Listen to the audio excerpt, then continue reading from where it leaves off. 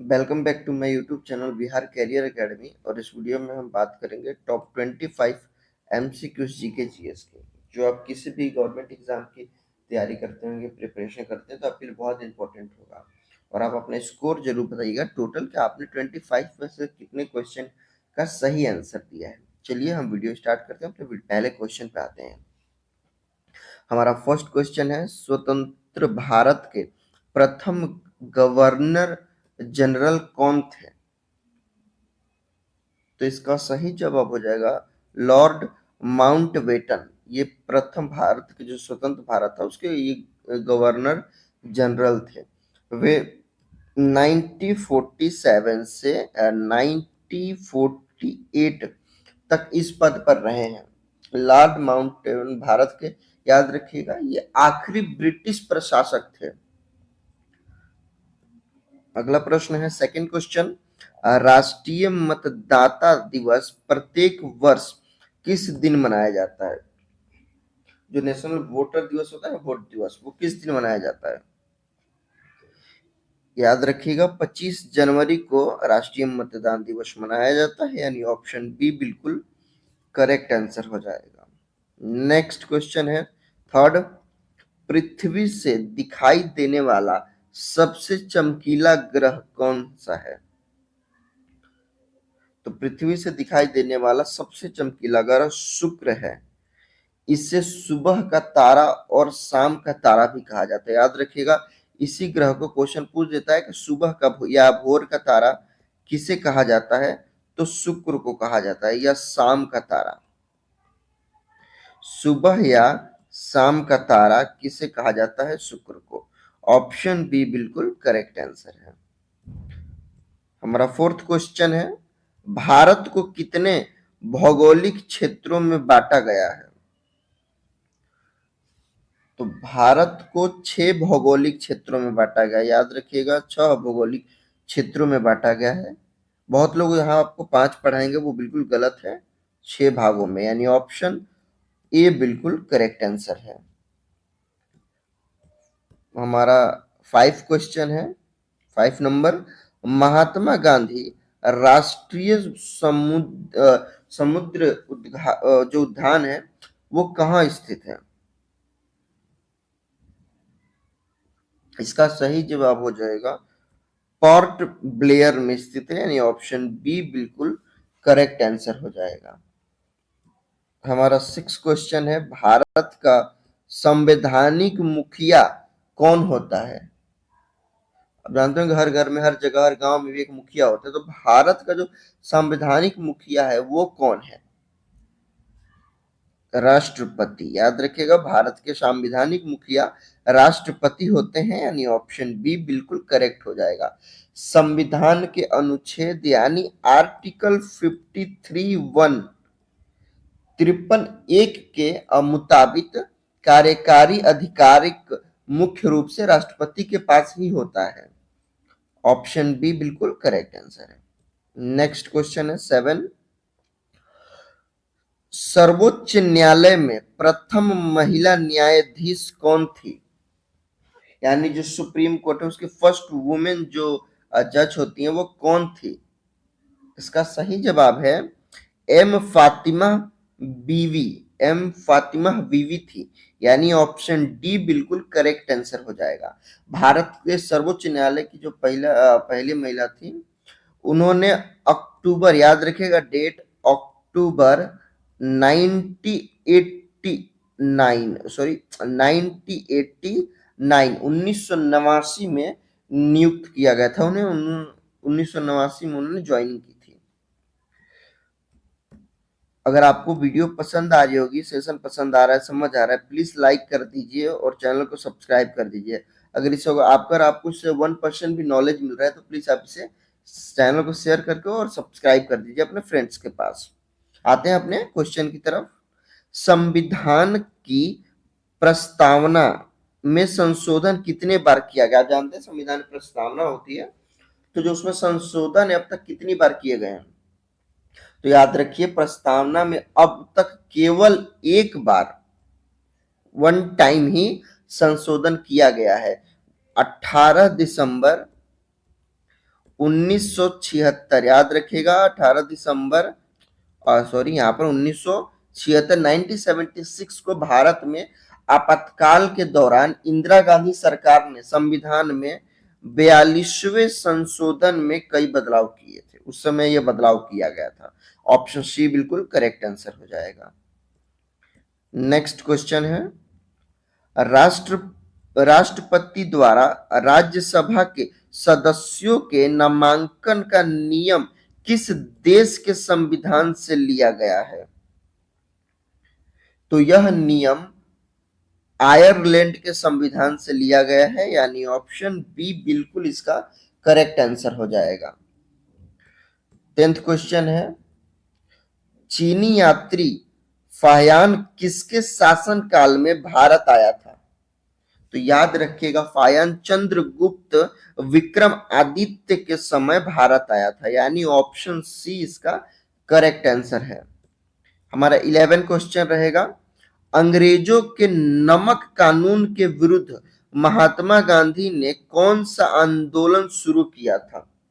तो नमक कानून के विरुद्ध उन्होंने सविनय अवज्ञा आंदोलन की शुरुआत की थी। यह आंदोलन 12 मार्च 1930 को शुरू हुआ था और 6 अप्रैल याद रखिएगा 6 अप्रैल 1930 को खत्म हुआ था। यह एक अहिंसक सविनय अवज्ञा आंदोलन था, यानी ऑप्शन ए बिल्कुल राइट आंसर हो जाएगा।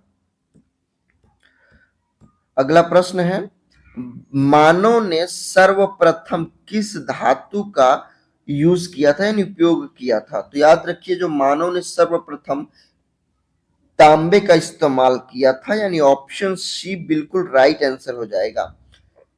तांबे का इस्तेमाल करीब लगभग 10,000 साल, आप याद रखिएगा करीब 10,000 साल पहले किया गया था। तांबे की खोज संभवतः 4,000 ईसा पूर्व, याद रखिएगा 4,000 ईसा पूर्व के आसपास हुई थी। हमारा 13 क्वेश्चन है भारत की सबसे चौड़ी नदी कौन सी है? यानी सबसे चौड़ी नदी भारत की कौन सी है? ऑप्शन डी ब्रह्मपुत्र जो है वो सबसे चौड़ी नदी है, यानी ऑप्शन डी बिल्कुल करेक्ट आंसर हो जाएगा। इसकी औसतम जो चौड़ाई है वो 5.46 किलोमीटर है, लेकिन कई जगहों पे याद रखिएगा यह मैक्सिमम लगभग 10 किलोमीटर 10 किलोमीटर तक भी इसकी चौड़ाई हो जाती है। ध्यान में रखिएगा आप ये बात। हमारा अगला प्रश्न है गंभीर कहाँ की लोक नृत्य शैली है? गंभीर कहाँ की लोक नृत्य शैली है? इसका सही जवाब रहेगा पश्चिम बंगाल, यानी ऑप्शन डी बिल्कुल राइट आंसर हो जाएगा। अगर आप जो क्लासिकल डांस या डांसर से रिलेटेड कोई भी इंफॉर्मेशन चाहते हैं तो आप इस वीडियो पे ऊपर आई बटन पे क्लिक करके यहाँ देख लीजिएगा। इस पे मैंने डेडिकेटेड पूरी प्लेलिस्ट बनाई है और डांस में classical dancer and classical dance की पूरी प्लेलिस्ट है, तो आप जाके जरूर देख लीजिएगा एक बार।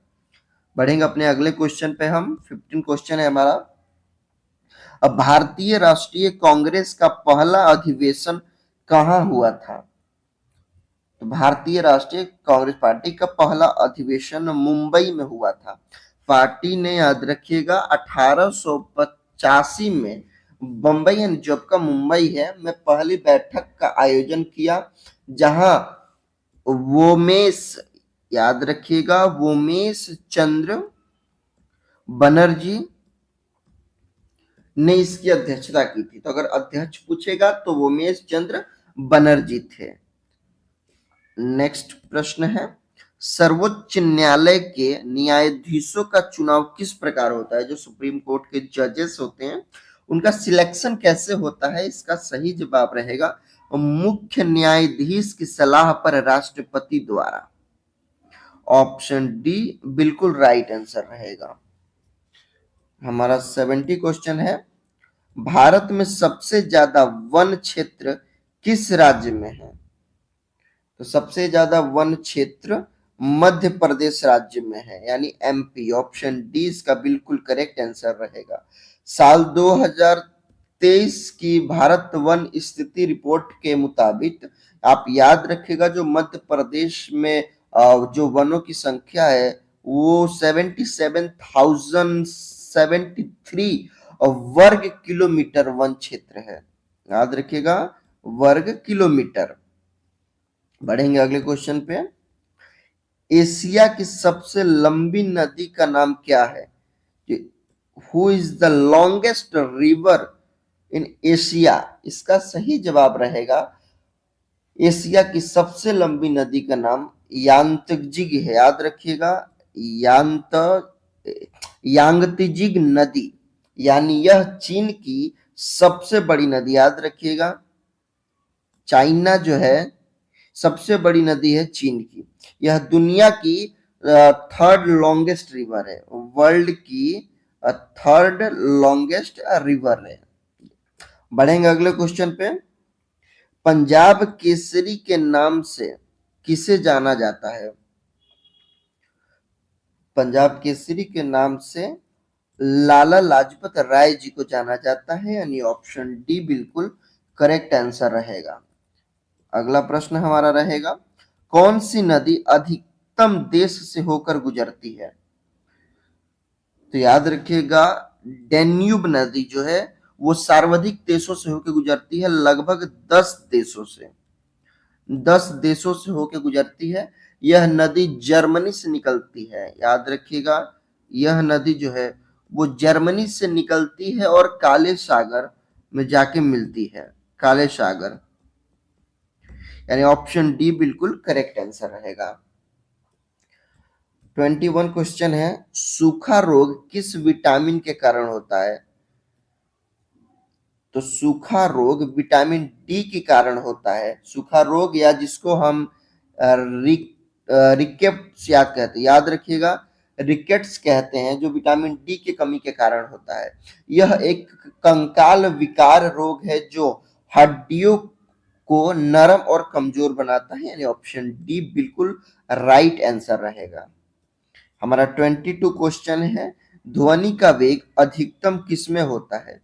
जो साउंड की स्पीड होती है, वेग जो होता है, सबसे ज्यादा किसमें होता है? इसका सही जवाब रहेगा ठोस में। याद रखिएगा, उसके बाद इसका स्थान आता है द्रव्य में, और उसके बाद फिर होता है गैस में। ऑप्शन सी बिल्कुल करेक्ट आंसर रहेगा।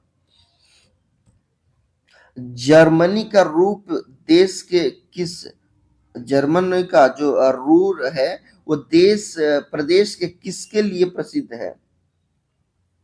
रूर प्रदेश।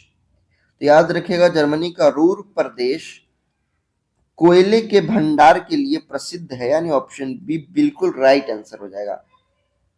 यह यूरोप का सबसे बड़ा कोयला क्षेत्र है। याद रखिएगा, यूरोप का अगर पूछेगा का कोयला क्षेत्र सबसे बड़ा, तो यही रहेगा रूर प्रदेश, जो जर्मनी में स्थित है। रूर प्रदेश जर्मनी के कुल जो इस्पात का उत्पादन है उसका 80% हिस्सा अकेले वो प्रोड्यूस करता है। बढ़ेंगे अगले क्वेश्चन की तरफ। नीति आयोग की स्थापना कब हुई थी? तो नीति आयोग की स्थापना जो हुई थी वो याद रखिएगा 1 जनवरी 2015 में हुई थी, 2015 ईस्वी में। बी बिल्कुल करेक्ट आंसर रहेगा।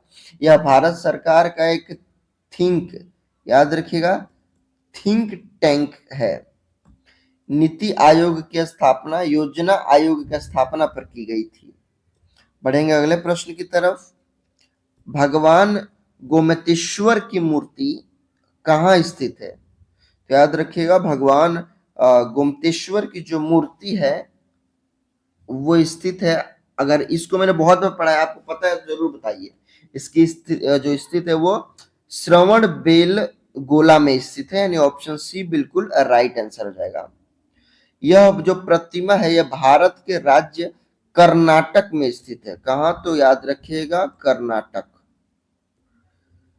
कर्नाटक के शहर विंध्यागिरी में स्थित है। जो श्रवण बेलगोला है ये है विंध्यागिरी, विंध्यागिरी स्थित है। जो इस पहाड़ी पर लगभग इसकी जो ऊंची अखंड मूर्ति है, इसकी जो ऊंचाई है वो लगभग है 57 फुट या 17 मीटर। आपके लिए ये टेस्ट क्वेश्चन है। अगर आपने वीडियो पूरी ध्यान से देखी होगी तो आप इसका आंसर जरूर बता पाएंगे। कमेंट में इसका आंसर जरूर बताइएगा। आप अपना स्कोर भी कमेंट करिएगा कि आपने 25 में से कितने क्वेश्चन आंसर का सही जवाब दिया है। वीडियो पसंद आई तो इसको लाइक करिएगा और सब्सक्राइब करिएगा और वीडियो अपने फ्रेंड्स के पास जरूर शेयर कीजिएगा। वीडियो देखने के लिए थैंक यू सो मच। मिलेंगे नेक्स्ट वीडियो में।